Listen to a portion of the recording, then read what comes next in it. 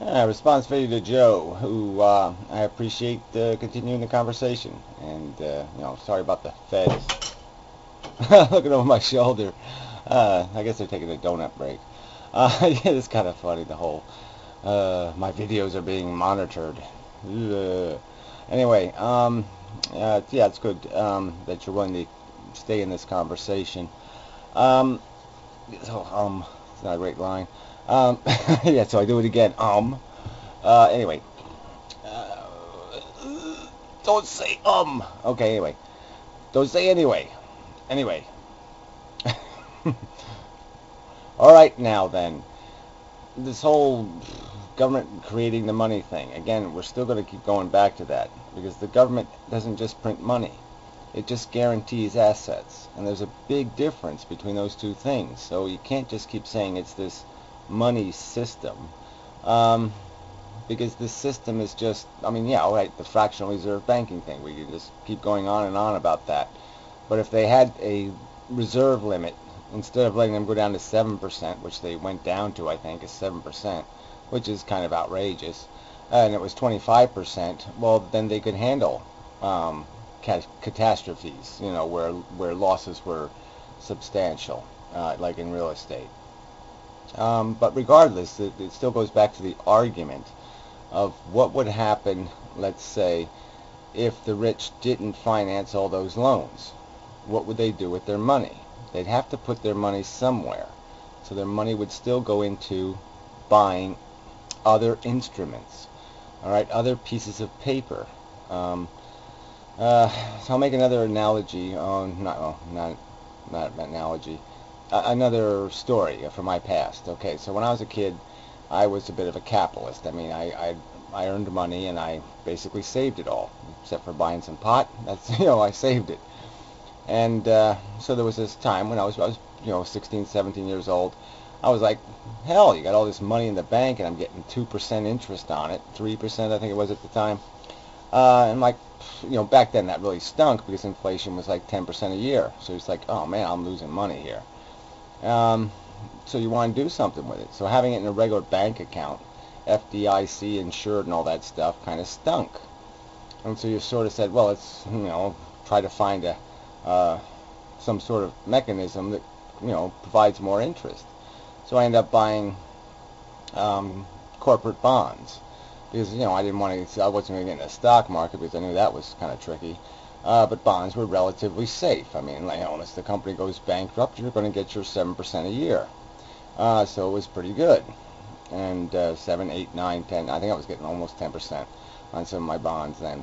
But anyway, so yeah, so I freely chose to get out of the banking system because the banking system couldn't provide enough money. And that's the same thing. Depositors aren't going to use your banking system. They're not going to want anything to do with your banking system because it's not going to be able to produce enough income to the people financing the loans, and the borrowers aren't going to find it too fascinating either because they're going to have to pay a very high premium to make people at all interested in doing the depositing. So interest rates are going to be very high, and it's only through other vehicles, other places are going to be doing all the banking work. And yes, the good news would be is that it's not going to be FDIC insured, so the government will have no liability, and that would be appropriate.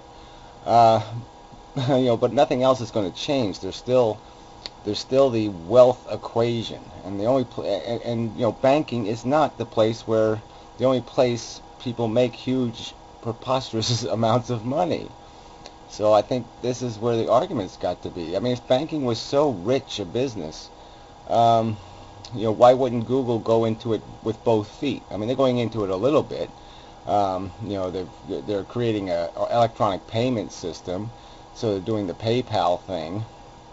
But those are pretty low margins, pretty tight margins. Why wouldn't they become a full mortgage broker? Why wouldn't they if there was so much money to be made? Why wouldn't they just decide to create a bank? There's nothing preventing them from creating a bank and getting into the banking business if it's so lucrative, if you can make money so easily. And I'm not saying it's not somewhat easy, especially in an economy that keeps growing, but it's not any better than putting your money in the S&P in 1956. You would make a huge amount of money. If you just bought the stock market in 1955, you'd be a really rich man now. And that's just the fact. Because the growth was built into the system, because of the wealth, how much wealth was being generated, especially when we started stealing productivity from all these foreign workers. And the owners all lived here. Well, part of the equation, it's the end for us, is the fact that now those people are learning how to own themselves.